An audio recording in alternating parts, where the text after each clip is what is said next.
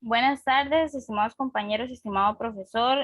Nuestro grupo lo conforma mi persona, Melanie, Nazaret y Edgar. Somos el grupo 3 y vamos a presentar la historia y el legado pedagógico de Carmen Lira y Joaquín García.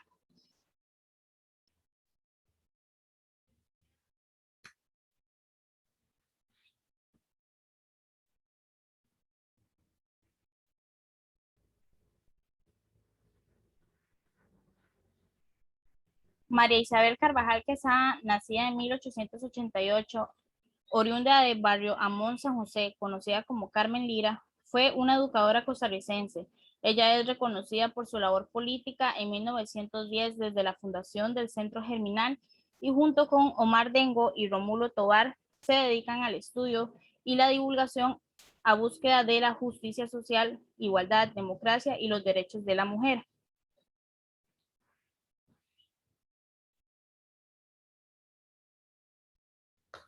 En 1913 comienza su labor literaria mediante la impresión de un periódico dedicado a los niños llamado San Celerín.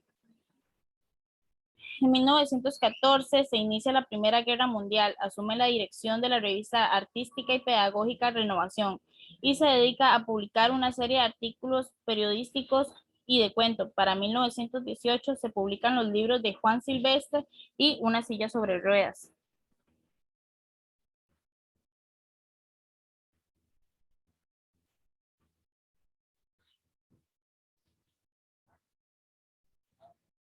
Su labor literaria y su labor como persecutora de la narrativa costarricense está inmortalizada en un clásico de los cuentos de mi tía Panchita, publicada en 1920. Sus obras están orientadas a la búsqueda de los valores cívicos y democráticos. De igual manera, forman parte de la Liga Cívica de 1928. En 1931, el repertorio americano publica su obra de denuncia social titulada Bananos y Hombres. También publicó obras como El barrio Conejo Fishy y Siluetas del Maternal. Su labor es importante para los ámbitos de la literatura y pedagogía. Su aporte a la literatura nacional, promoviendo en sus libros la importancia de desarrollar la creatividad, propone planteamientos pedagógicos de nuevos e innovadores para aquella época. El juego como parte fundamental de la educación permite generar alegría en el alumno. Es importante para ella promover la libertad de movimiento y las diferentes actividades dentro de las aulas, porque posibilitan de forma optimista la adquisición voluntaria de nuevos conocimientos durante la niñez, para alcanzar espacio de recreación al aire libre e incluso instruir a los jóvenes sobre temas de aseo personal. En 1921 desempeñó una cátedra de literatura infantil en la Escuela Normal de Costa Rica. Ya para 1926 fundó en San José la Escuela Maternal de Monte Sanabria.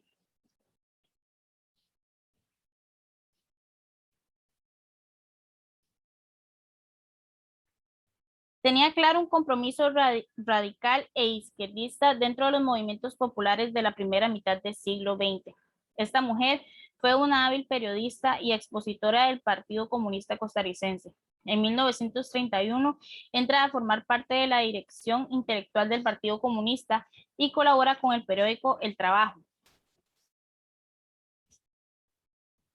Su pensamiento ha orientado la educación nacional a diversar la importancia del rol familiar en la actividad de la enseñanza y a la educación como elemento importante para alcanzar la armonía del entorno y la sociedad.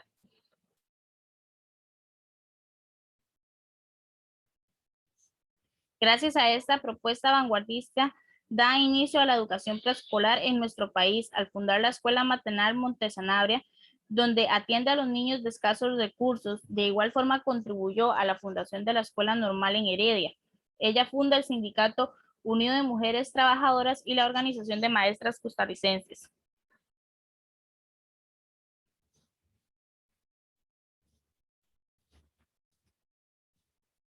Dirigió durante 1931 el Partido Comunista y apoyó la lucha de derechos laborales en las zonas de cultivo bananero, donde participó en conjunto con las ideas expuestas por Joaquín García Monge. Desde ahí se evidenció el cuestionamiento del status quo para aminorar los abusos de la clase capitalista.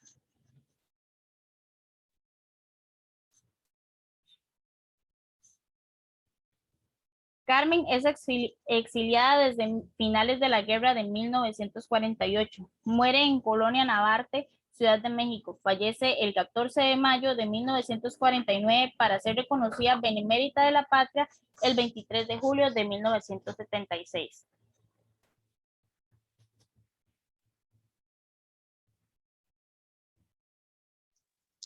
Buenos días, a mí me corresponde hablarles respecto a la vida de Joaquín García Monge. Siguiente.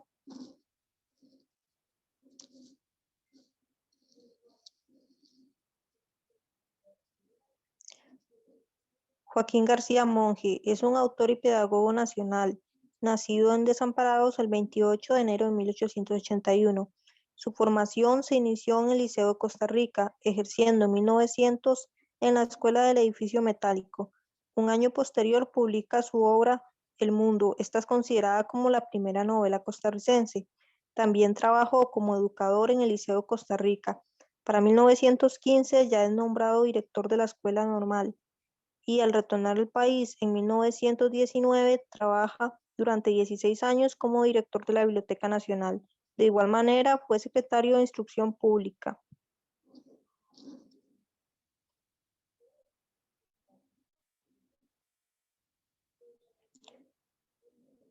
Él en sus obras trata temas importantes como es la identidad nacional, el papel del Estado, las diferencias entre los ciudadanos, la economía, el sentido de la patria, aspectos culturales. De igual manera, toca aspectos como la negritud y la indignidad. Algunas de sus obras reconocidas son El Moto, Hijas del Campo y Abnegación. Hay que decir que de estas obras él hace un trabajo de denuncia social, ya que presenta diversas problemáticas que vivía en ese entonces el costarricense promedio. Siguiente.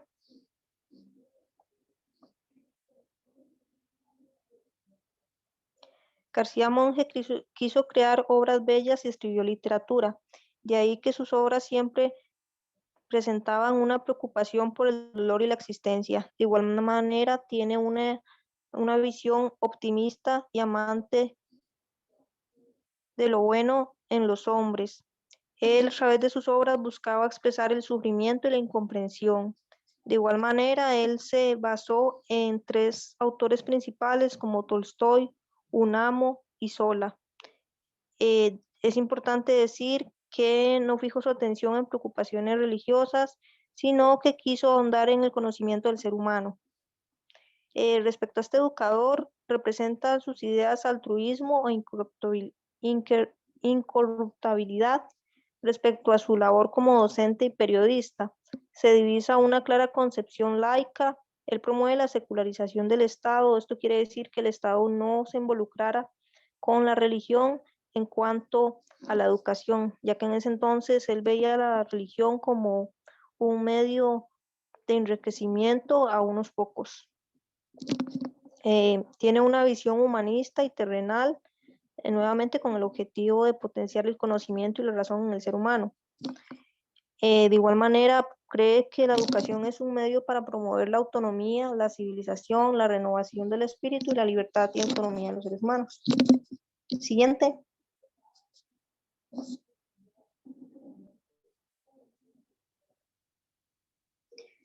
Bueno, se puede decir que sus ideas empiezan a ser expresadas mediante la revista El Repertorio Americano. Durante 50 años fue esta revista realizada.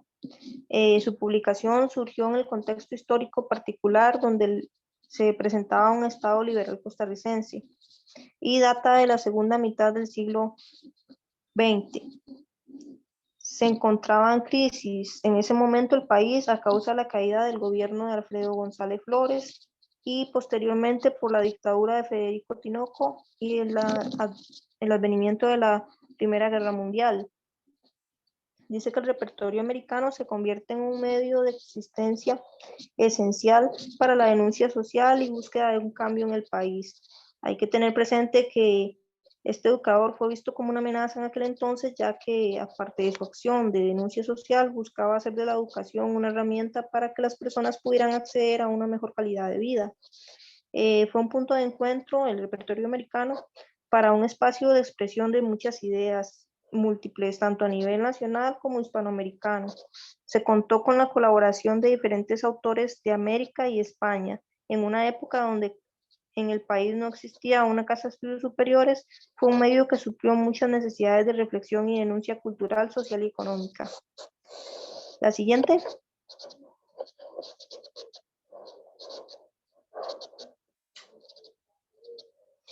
Como mencioné anteriormente, García Monge buscaba con sus ideas denunciar los cambios sociales y económicos que sufría el país. De igual manera, él cuestiona los privilegios de las clases sociales de poder, apoya las causas de ayuda social y de área de salud pública a nivel nacional. De igual manera, la enseñanza y la denuncia de forma reiterada de la injusticia social e inequidad nacional por medio de los diferentes medios públicos de aquel entonces.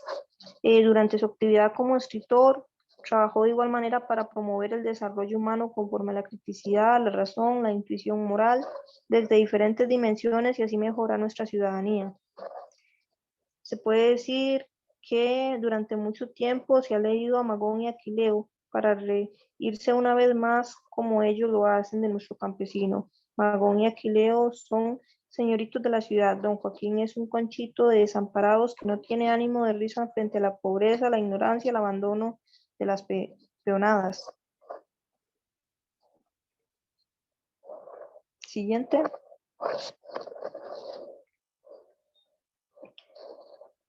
García Monge es mencionado en las páginas de la historia costarricense como un hombre íntegro en su pensar y actuar, a pesar del éxito y la fama que le atribuyó su producción literaria.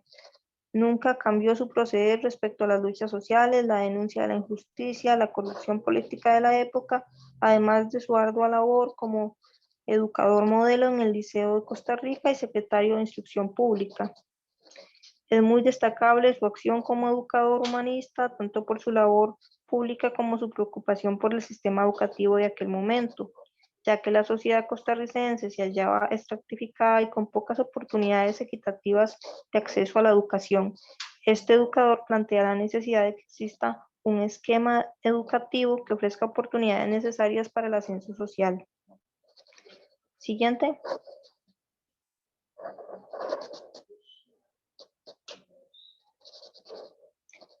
Bueno, es importante decir que debido a sus disimilitudes políticas, él fue destituido como profesor del Liceo de Costa Rica y de otros cargos públicos que ejercía en aquel momento.